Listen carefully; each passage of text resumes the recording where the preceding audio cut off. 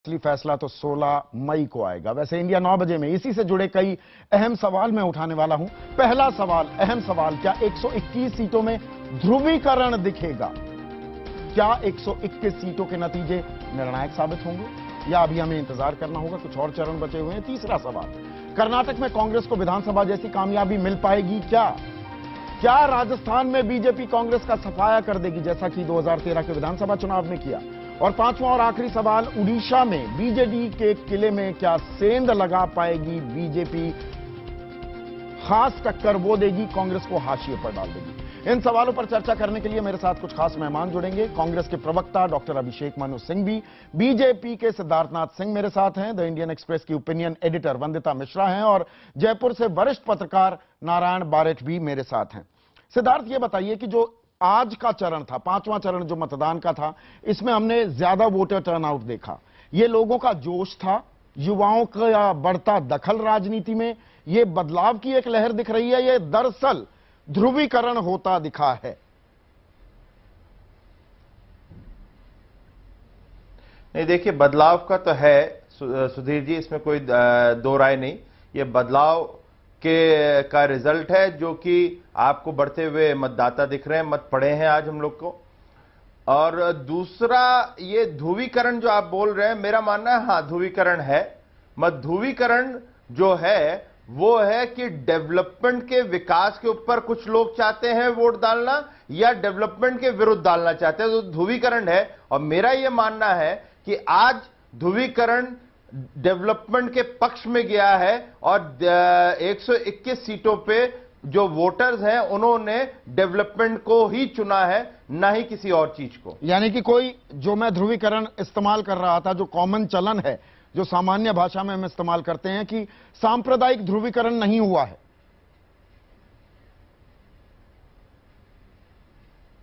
जी sir, कुछ आवाज में दिक्कत है क्या? ये सांप्रदायिक ध्रुवीकरण नहीं हुआ है, आप सिर्फ विकास की बात कर रहे हैं? नहीं, देखिए, ये चुनाव बड़ा अहम चुनाव है 2014 का। ये एक ऐसी नींव डाल रहा है देश के अंदर कि हमारी दिशा और दशा क्या होने वाली है। और वो दिशा दशा जो है, उसकी जो फाउंडेशन है वो है अनएम्प्लॉयमेंट जो कांग्रेस ने दिया, विकास के दर गिरते चले हैं, किसानों की मजबूरियां बढ़ रही हैं, महंगाई जो है वो चरम सीमा पे है, 3 साल से हटने को तैयार नहीं है। तो ये जो सरकार का कुशासन है उसके प्रति ये आक्रोश है। और दूसरी तरफ जो उम्मीद देख रहे हैं नरेंद्र मोदी जी की तरफ कि वो इस देश को आगे अच्छी दिशा में ले जाएंगे और सब लोग खुशहाल रहेंगे। ये चुनाव इसलिए अहम है और इसमें जितना भी कांग्रेस का कोई तैयारी कर ले, समाजवादी कोशिश कर ले या जो भी करे, मगर ये सांप्रदायिकता के आधार पर ये चुनाव नहीं होने वाला है। लेकिन कोशिशें तो दोनों तरफ से हो रही है, बीजेपी की तरफ से भी हो रही है और बाकी दलों का जो आपने नाम लिया। सिद्धार्थ, वंदिता, मैं आपसे जानना चाहूंगा, ये नाकामी के खिलाफ जो नाराजगी थी वो वोटों में तब्दील हो रही है, ये दरअसल हिंदू मुस्लिम भी बन रहा है ये चुनाव, और दोनों तरफ से, जो मैंने कहा, ये कोशिशें हो रही है?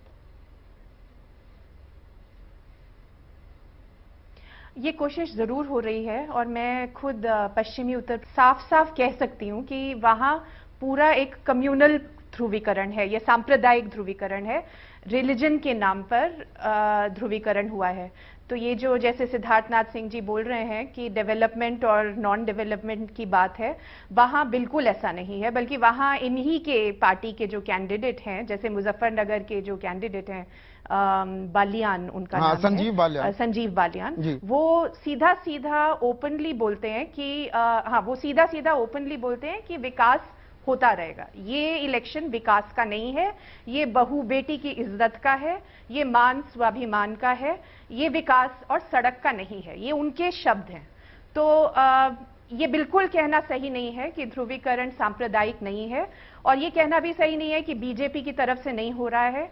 ये बीजेपी की तरफ से अग्रेसिवली हो रहा है, पश्चिमी उत्तर प्रदेश में एटलीस्ट मैं एकदम देख कर आई हूं। और दूसरी तरफ से भी है ये दूसरी तरफ आपके पास कांग्रेस के जैसे इमरान मसूद, जिन्होंने हेट स्पीच किया था, तो दोनों तरफ से ये फीड कर रहे हैं। नहीं, सिर्फ इमरान मसूद की बात नहीं है वंदिता, सिर्फ इमरान मसूद की बात नहीं है। सोनिया गांधी भी, राहुल गांधी भी आज खुद वित्त मंत्री पी चिदम्बरम ने कहा कि एनकाउंटर सीएम है नरेंद्र मोदी। तो ये कहीं ना कहीं विकास को घुमाकर ये ध्रुवीकरण की राजनीति चारों तरफ से हो रही है। मैं एक पार्टी का नाम नहीं ले रहा हूं क्योंकि एक पार्टी कर भी नहीं रही है, सभी कर रहे हैं कहीं ना कहीं गाए बगाए।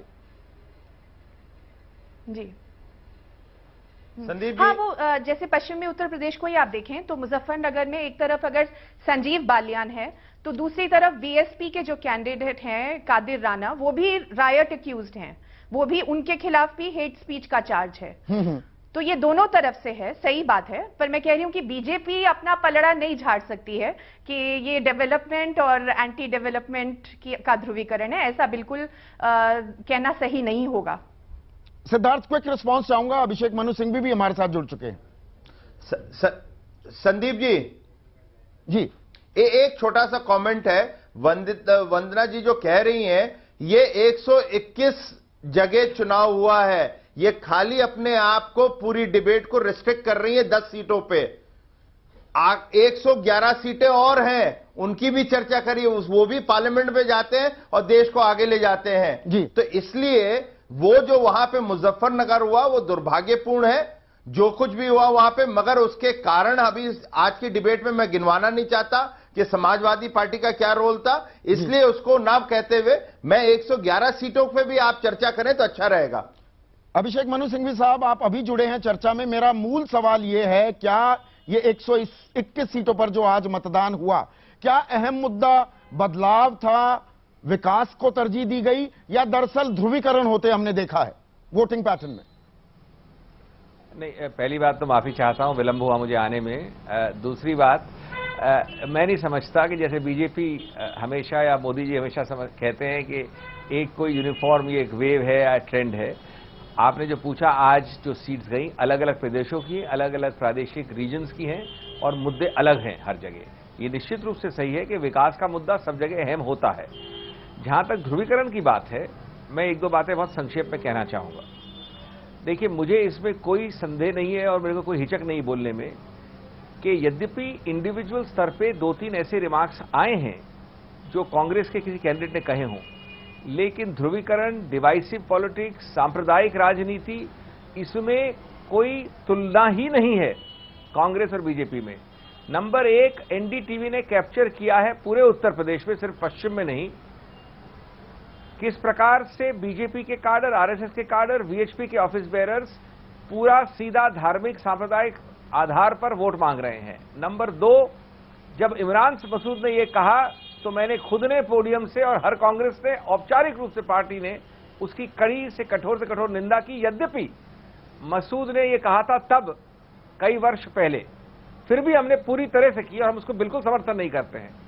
नंबर 3, बीजेपी के केस में आपने लायनाइज किया, आपने उनको बहुत बड़ा एक उपलब्धि दिखाई कि कुछ ही दिनों बाद, मुजफ्फरनगर के बाद, बालियान और दूसरे व्यक्ति को पोडियम पे रखा मोदी जी के साथ, उसके बाद टिकट दिया, प्रोत्साहित किया और कभी भी उनको कंडेम नहीं किया जो उन्होंने कहा उसके लिए जी।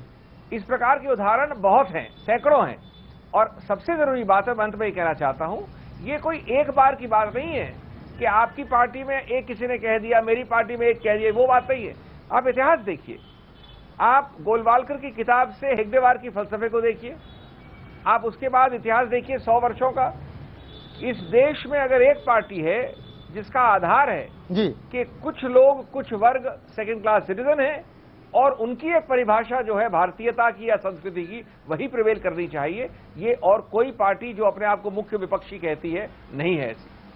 नारायण बारक साहब, आज का जो चरण था ये सबसे बड़ा चरण है। 121 सीटों पर लोगों ने अपने मत का इजहार किया है और वोट प्रतिशत भी बढ़ा है 2009 के मुकाबले, जो हमने शुरू में दिखाया, और अच्छा खासी बढ़त हमें देखने को मिली है। बिहार भी हो, चाहे उत्तर प्रदेश हो, राजस्थान में भी लोगों ने थोड़ा उत्साह दिखाया है। तो ये कितना निर्णायक साबित होगा और ये बढ़ा हुआ वोट परसेंटेज किस तरह से इंपैक्ट करेगा राष्ट्रीय राजनीति में? इसमें राजस्थान का कंट्रीब्यूशन बीजेपी के बहुत ज्यादा हक में रहेगा, क्योंकि पिछले पार्लियामेंट इलेक्शन के मुकाबले इस बार 20% ज्यादा लोग मतदान के लिए निकले हैं और वोट डाला है। एक बात नोटेबल मैं देखता हूं कि जब हम बात कर रहे हैं इलेक्शन की, तो मंडलीकरण, मंदरीकरण, कमंडलीकरण, उसके बाद ये भूमंडल की राजनीति है, ग्लोबलाइजेशन की राजनीति है। इसमें वो वर्ग लीड कर रहा है जो व्हाट्सएप है, जो एटीएम है, जो शॉपिंग मॉल्स है, जो रिजोर्ट है, उनको लीड करने वाले लोग हैं। और वोटर की हैसियत और स्थिति हमने कंज्यूमर जैसी बना दी है, जो बहुत जल्दी जल्दी बदलाव चाहता है, बहुत जल्दी नतीजा चाहता है। और एक जो बड़ा समागम हम देख सकते हैं वो है विज्ञान, विज्ञापन और विपणन का, इसमें आया है। बीजेपी की शक्ति वही थी, लेकिन तकनीक ने उसकी बड़ी मदद की है, साइंस ने उसकी इस बात में सहायता की कि उसका दायरा बढ़ा है, उसकी बात कहने की शक्ति बढ़ी है, उसका फायदा बीजेपी को मिला है। और भारत का जनमानस एक अवतार और चमत्कार की उम्मीद करता है, और नरेंद्र मोदी की छवि इन्होंने ऐसे उभारी है कि जैसे अति पराक्रमी, अति मानव आपके सामने है, जो पल भर में आपकी समस्याओं का समाधान कर देंगे। उसका प्रभाव मतदाता के मानस पे होता हुआ दिखाई देता है। जो आप बात कह रहे हैं, विज्ञान का इस्तेमाल किया, बाकायदा विज्ञापन भी बहुत अच्छा तैयार किया, मार्केटिंग बहुत अच्छी की है बीजेपी ने, खास नरेंद्र मोदी ने। क्या डॉक्टर सिंघवी यहां आपकी चूक हुई? आप रास्ता नहीं कायम कर पाए, कहने को काम किए लेकिन लोगों तक वो बात नहीं जा पाई। ऐसा लगा कि सरकार पंगु है, पॉलिसी पैरालिसिस से ग्रस्त है। 3 संक्षेप में उत्तर। पहली बात कि मैं बिल्कुल आपसे सहमत हूं कि मोदी की मार्केटिंग और हाइप हमसे ज्यादा है, सुपीरियर है।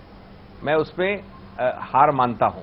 ये बात आज ही सुश्री जयललिता जी ने कही है कि विकास तमिलनाडु में है, कहती हैं वो, और हाइप और मार्केटिंग गुजरात में है। यही बात उमा भारती ने कही है, यद्यपि उस वक्त वो बीजेपी से बाहर थी, और बड़े व्यापक रूप से कही है। और यही बात आज के इश्तिहार और पूरे भारत का माहौल दिखाते हैं।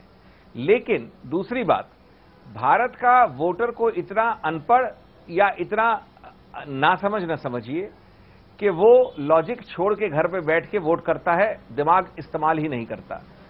एक सेंटेंस बोलूंगा, मेरे पास आंकड़े हैं 6 वर्ष एनडीए के, 5 वर्ष यूपीए 1 के, 5 वर्ष यूपीए 2 के। यूपीए 1 ने 15 महत्वपूर्ण पैरामीटर्स में, ग्रोथ, कृषि, manufacturing, service sector, investment rate, savings rate, 15 इस तरह के मापदंडों में 15 जी। यूपीए 1 एनडीए से कहीं आगे है, यूपीए 2 भी एनडीए से आगे है, लेकिन यूपीए 2 यूपीए 1 के पीछे है जी। इसलिए मैंने कहा था कि जो स्पर्धा है, कंपटीशन है, वो सिर्फ यूपीए 2 और यूपीए 1 में है जी, न कि एनडीए में। वंदिता, यही मेरा सवाल है। डॉक्टर सिंह कहते हैं कि मार्केटिंग और हाइप पे सिर्फ होगा, तो मार्केटिंग और हाइप पे सिर्फ मैं नहीं समझता कि जनता अपने दिमाग को घर रख के आती है। लेकिन वंदिता, प्रिसाइसली माय क्वेश्चन, क्या यही चीज लोगों तक पहुंचाने में नाकाम रही है और खुला मैदान छोड़ दिया नरेंद्र मोदी के लिए?